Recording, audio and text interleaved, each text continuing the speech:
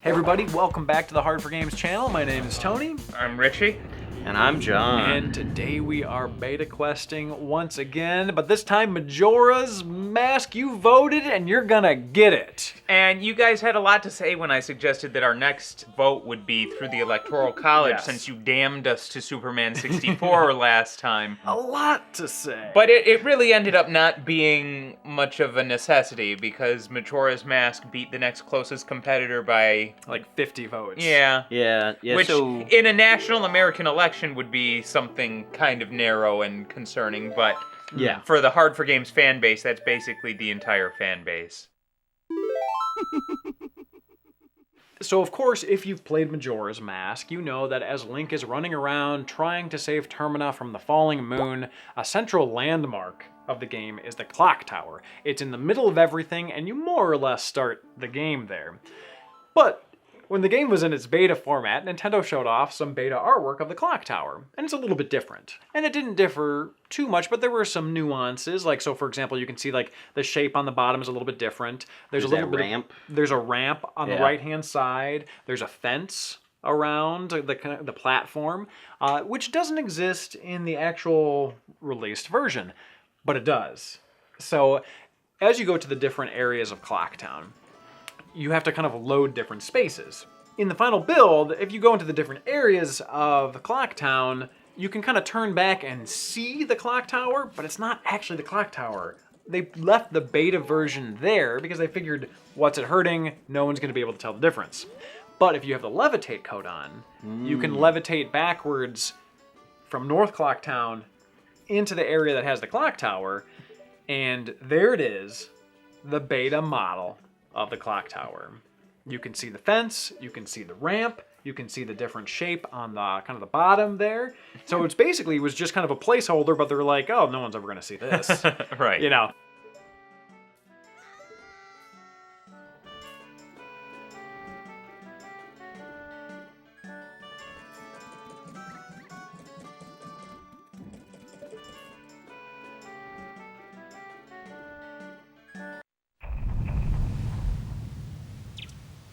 Okay, so normally when we do our beta questing, we generally like to stick to what we can find in an actual cartridge with a Game Shark.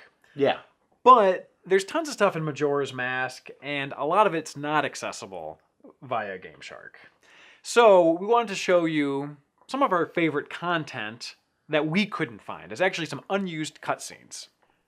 So you may recall, in Zelda, the Great Fairies give different abilities to Link.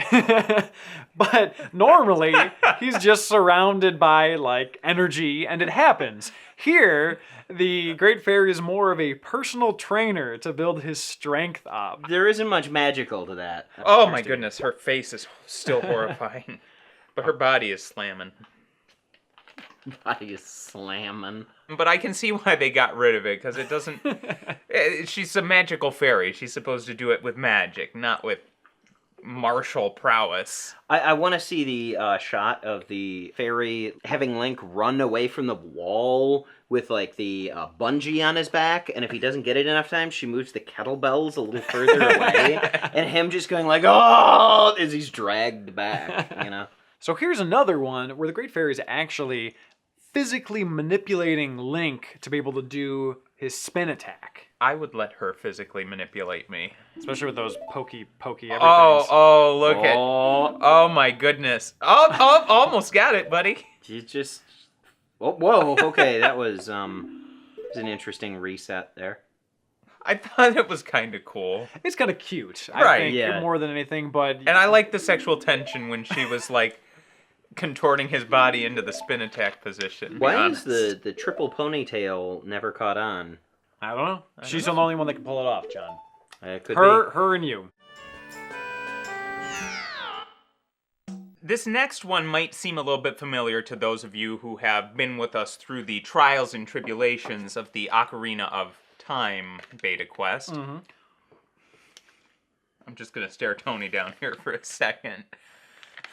I thought you enjoyed all of those times. You guys may remember this feature, though, if you didn't drink Baltica before, during, and continually after the original beta quest. This is it's just a little transitional thing. You can see it's sort of like the star swipe that made Ned Flanders such an irresistible bachelor. And star swipe, and we're out. But yeah, it's just a neat little transitional thing. I kind of like it. It brings a Triforce into things. I think it'd be pretty cheesy if they did it for every transition, but I think they could have used it. Maybe like only at major events. Sure. Would you use it? They never ended up using it in Ocarina of Time, but Or because, Majora's Mask. Or Majora's Mask, but because they built Majora's Mask on Ocarina of Time, it's weird because a lot of the beta elements here are beta elements from Ocarina of Time because they just never cleaned the code. So it's like a beta element. Like it's like it's going way back, basically. Right. It's like you've got all of this DNA in you from your parents, your grandparents, and absolutely none of it has anything to do with what you are as a person, so why is it there? And none of it helps you on your job search. Why didn't anybody clean up that code? Why are we all impotent? Profound questions.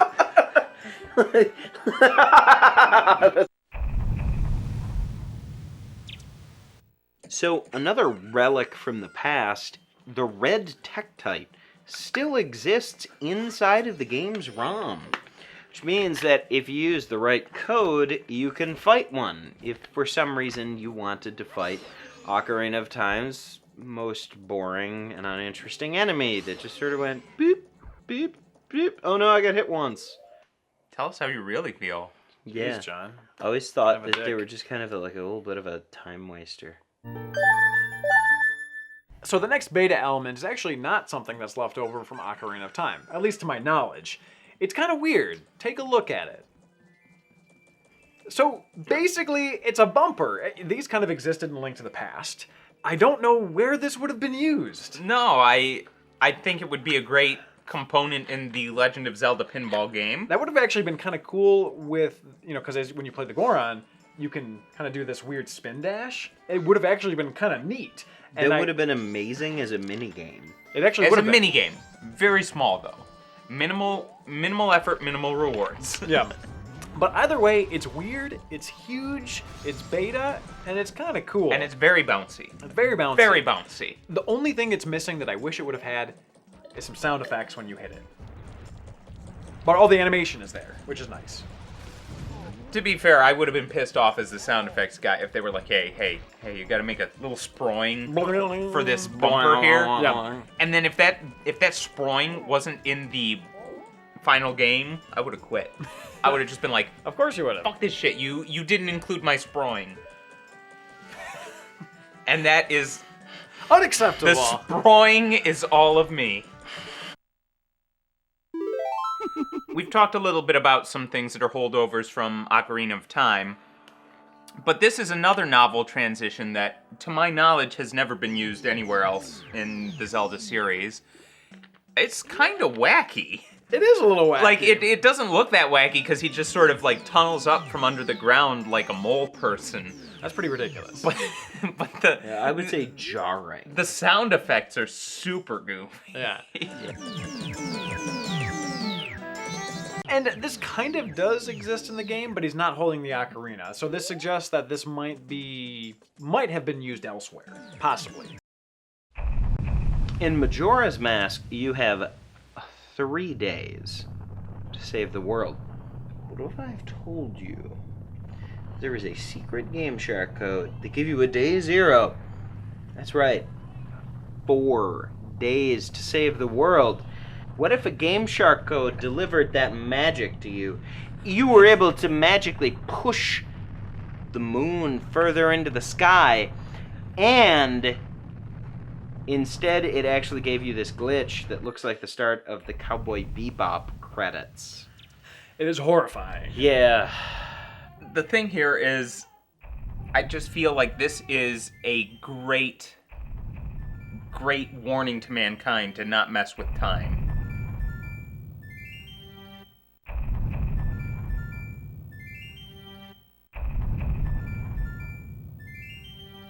So that's pretty much all we got for the beta quest. We wanted to show more content, but Tony tried a bunch of codes over the past couple weekends. John and I both tried on our emulators, and just So many of the codes out there are false leads. Yeah, so in the future, if we can show more Majora's Mask, we will try. But for now... Not very hard, but we'll try. We'll try. For now, we're opening up the voting again. So let us know in the comments below what you want us to beta quest next. The most popular vote, that's what we'll do. If we can access it with an Action Replay or Game Shark, we will beta quest it. So that includes PlayStation, Dreamcast, all that good stuff. Should we check on John? There hasn't been too many sounds out of the bathroom lately. Let's just assume he's dead. That said, thank you for subscribing. Thank you for clicking that notification button, and we'll see you guys next time. Click. Cheers. Oh boy. We'll try. I think I can handle a sit. Oh, that was poor decision. Thank you again, everybody, for watching. Wanted to let all of you know that we actually live streamed the shooting of this episode on Facebook. So if you want to see all of the takes we didn't use, all of the ridiculousness in between us actually attempting to focus, check out our Facebook page. The link is in the description below.